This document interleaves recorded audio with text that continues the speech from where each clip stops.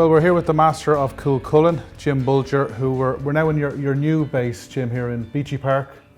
Could you tell us a little bit about your new base, if that's what we want to call it, before we have a look ahead? Yes, well, as you probably know, we breed the horses in Wexford, and the mares foal down there, and the foals stay there then until March or April of their yearling days, and then the colts come up here to Beechy Park in Rathvilly, and the fillies go to Coolcullen, and they're let out in the paddocks up there, and we take them all in then, you know, from September onwards, and break them and get them going and have them as our 2-year-olds for the following year.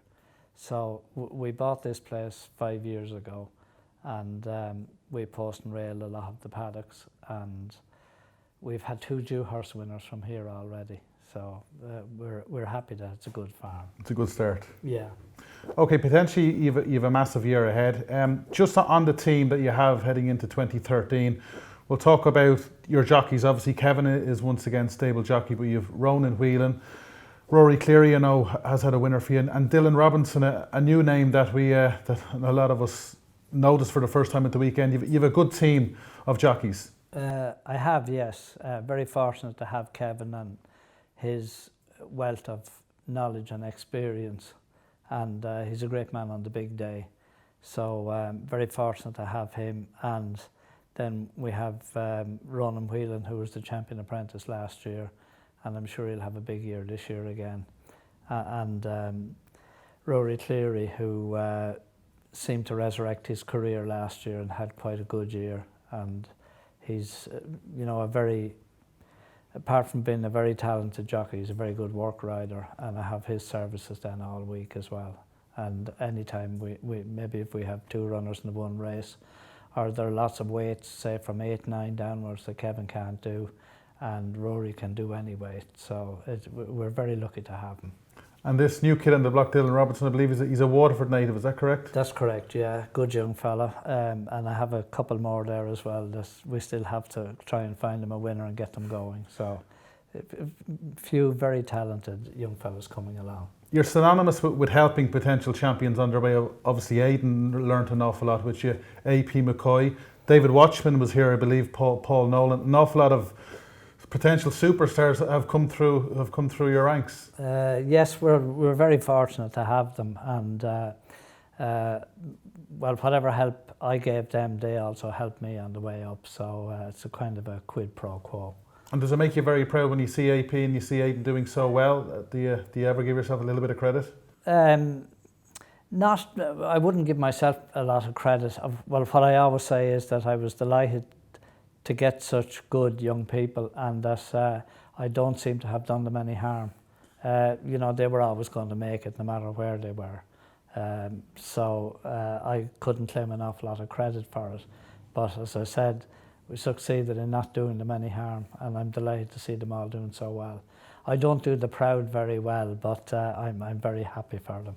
And as well as the horses, it's so important having a big team. We've seen this morning, you have a lot of wise heads here and an awful lot of people who aren't afraid to get stuck in. Well, I've great staff, and I freely admit that the most important ingredient in my whole operation is the staff. Ken, my nephew, manages the farm in Wexford, and he's very good staff with him. I have Mark Callahan here at Beechy Park, and he looks after everything here and does it very well. And then, you know, I have Brian O'Connor and Pat O'Donovan, Adrian Taylor, John Hayes, Neil McGee, and a host of really good people in Coolcullen, and they make my job a lot easier. And as with all success stories, the other half is a very important part, and we've seen Jackie, and obviously an awful lot of people will be familiar with Jackie because a lot of your horses run in her colours. Yeah, well, I mean, obviously she's been a big help all along, and you know, she gives me plenty of encouragement, and you know, she's been very good when we had a lot of owners. She looked after them really well. She wouldn't be involved in the day-to-day with the horses, but in the administrative side now, she's a wise head. Okay, big part of the reason we're here today is obviously because of last year's champion 2-year-old Don Approach. First of all, how is he? He's very well, looks very well, and everything has gone really well with him since the Dewhurst last year. Great story last year, 6 on the bounce, and he won the very first maiden of the season to go and win it in Newmarket in October. Very few juveniles could do that, and he's managed to do it. Well, the reason he ran so early was because he was very fresh and exuberant 2-year-old at that stage, and we had to, get some work into him to keep his back down and, keep his head right. And we decided to run him, and he did the job nicely. And then it became apparent that he just might be an Ascot 2-year-old. So we gave him another couple of runs at Naas, and that worked out well, and sure, the rest is history. And could you have thought running a 2-year-old so early in the season, had he shown the signs that he was going to be above average before that day in the Curragh? Well, we knew he was a bit above average, but there are lots of trainers in Ireland now with 2-year-olds above average, so you can never be sure that they're going to go to the Curragh and do the business. But anyway, he got the job done and progressed from there. Now, then he won twice at Naas after the Curragh, and he went to Royal Ascot. And the Coventry, I suppose outside the Dewhurst, the Coventry is one of the big races that trainers nearly target, and he managed to win it. Yes, it's very much a sought after race because it's for colts, and whatever wins it nearly has his stallion career guaranteed.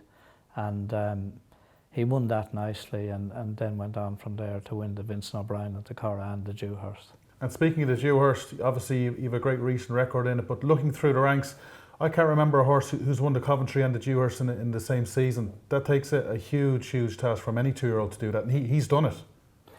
Yes, well, the Coventry is usually won by a 6 furlong horse. So for that reason, not all of them would go on to run in the Dewhurst, but the 6 furlongs Ascot is stiff enough, and he was well able to get it done. He's got a lovely turn of foot.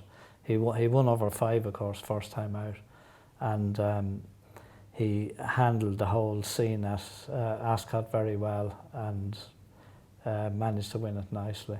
And for 2-year-olds, and I suppose 3-year-olds, big occasions can get to them, but as you've alluded to, he seems to be a horse who can handle the hustle and bustle and the hype around these big days. Yeah, well, he has a great temperament, and nothing seems to bother him. So, that's a huge thing in any racehorse, and then he has the ability to go with the temperament. Now, you've seen him this morning. You've alluded to that he's a quite laid-back horse. Were you happy with what you saw this morning? I was, yeah, and unfortunately we had a lot of rain last night, so the going was soft, but we got a good blow into him, and Kevin was very happy with him. Now, it's been, I suppose, a great time for flat racing, because the last 2 top juveniles was Frankel 2 years ago and Camelot last year, so he's got big boots to fill. Well, I'm not so sure that he's expected to fill those kind of boots, but he was the best around last year anyway, probably the best in the world. So hopefully now he'll be able to hold his own this year. But, there can always be horses lurking in the background that for one reason or another didn't get to show their best last year and come out and be at the top of their game this year. And we won't be short of competition, that's for certain. Now, every year, it doesn't matter who it is or what horse it is, the big question is, has he trained on from 2 to 3? Has he wintered well? Give us an update. How is he since we've seen him? He's really well at the moment. And as I said, we got through the winter very well with him, and he's progressed along through the spring. And I couldn't be happier with him.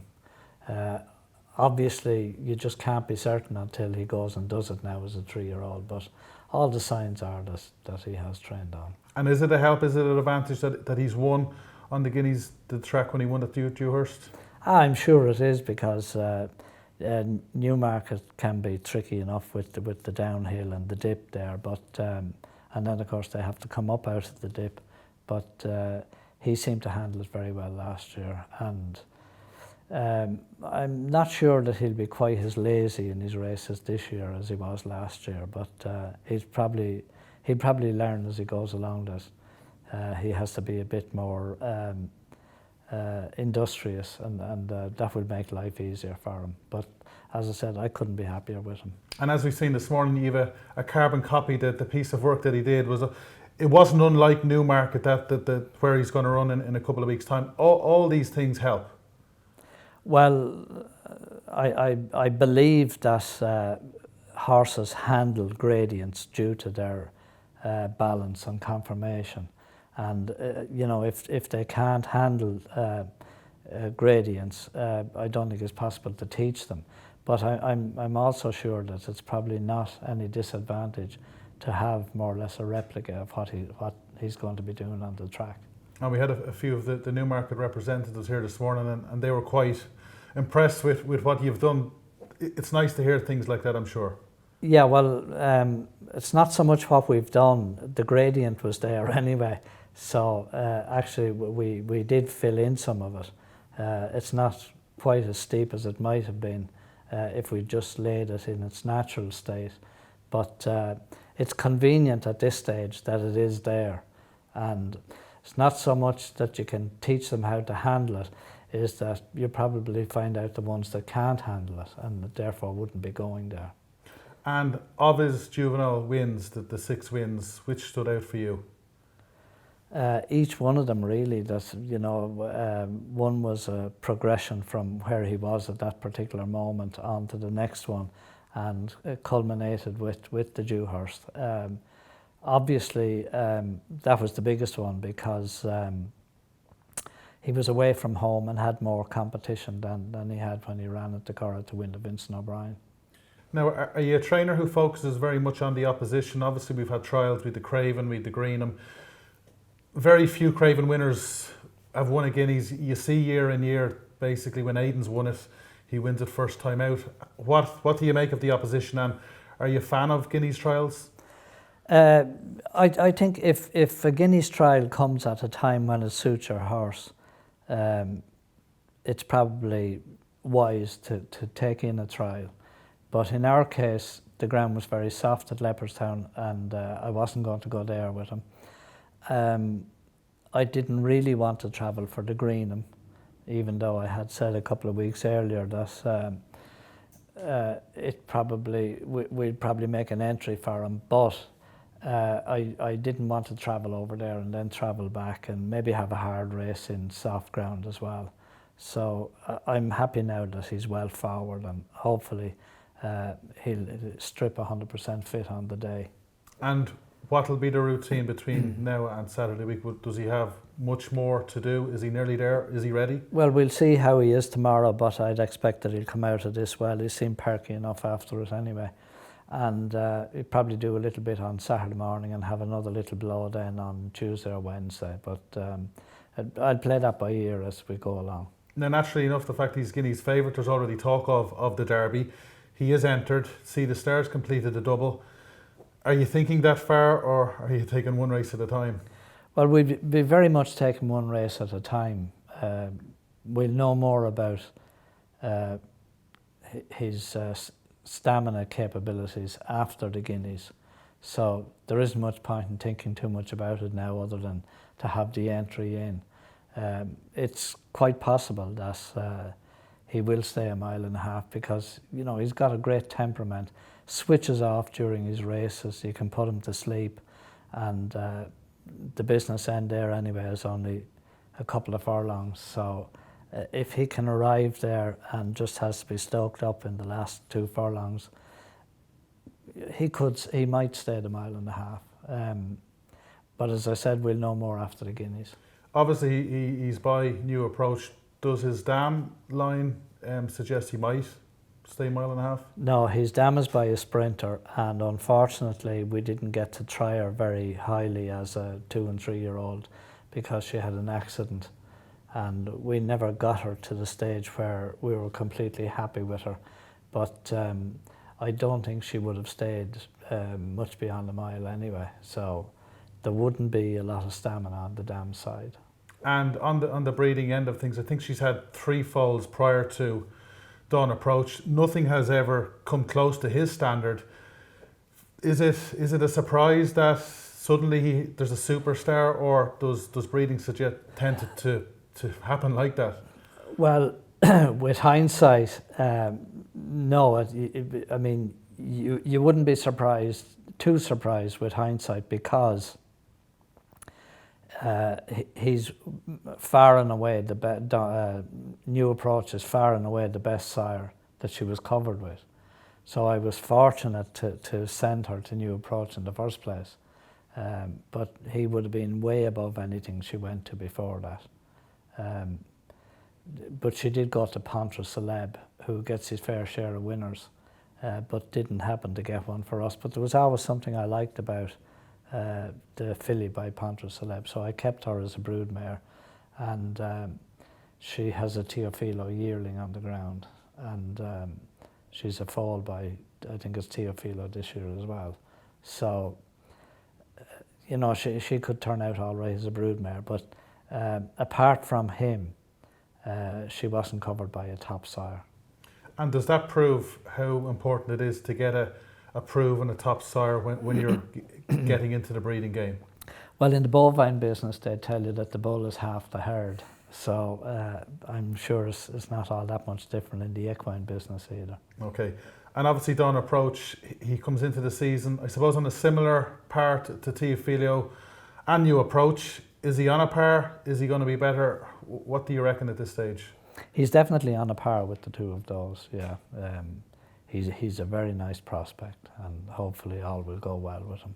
And if he gets there and Jim Bolger is a betting man, would you have your fiver on him come Saturday week? Oh, I wouldn't mind, yeah, but the price is gone at this stage. But I'll be concentrating, on this occasion, I'll be concentrating more on trying to get the job done.